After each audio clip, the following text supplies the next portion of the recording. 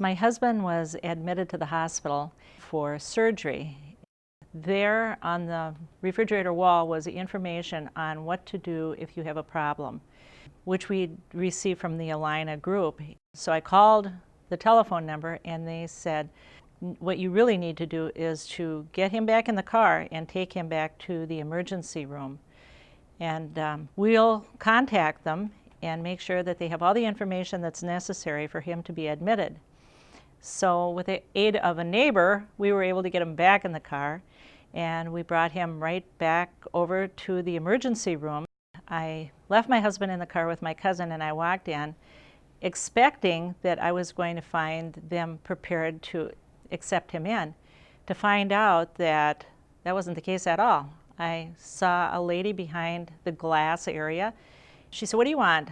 And I said, "Well, I was there to bring my husband back." I was assuming that they were aware of the fact that we were coming because the doctor and his office people said that we would be coming in and that you'd be ready for them. She said, "Look it," she said, "there's nobody from the outside that tells us what to do. We do our own work here." And there was a woman that was standing behind her looking at her like she was just amazed and astounded by what she was saying. She just carried on a bit, and it was rude, but it was like demeaning. It was like, "What are you doing here?" You know. In the meantime, two men came out and took my husband into the emergency room and into the back. And the first chance I had to walk through that double door, I went back in there, checking on him to find out, how are you? You know, what are they doing with you back here? To find out that everything was going quite well. The woman that had been pacing back and forth behind this other woman that was being so rude to me came up and apologized and said, "Well, we've been very busy today." And I thought, well, there's no reason to treat anybody the way I'd been treated. I do know of the Alina family. I have been there with my husband and my family members. We've been a long time associated with Alina. I never felt uncomfortable. I knew that we were going to be taken care of. And never once have I in all my time been treated quite like that.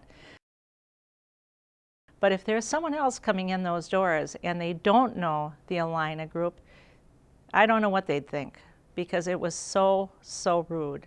You're fragile, you're pretty emotional at a time like that, and that's the last thing you need to hear, is to have somebody squarely look you in the face and tell you that you don't count. In truth, the woman had me crying. You don't know the person that you're talking to. You have no idea what they've been through. Just being concerned, that's all. Hi, you know, just a cheery voice, letting them know that you really do care and that we'll be with you shortly. You know, it doesn't have to be much, really. It doesn't have to be. Just to be concerned about who they are.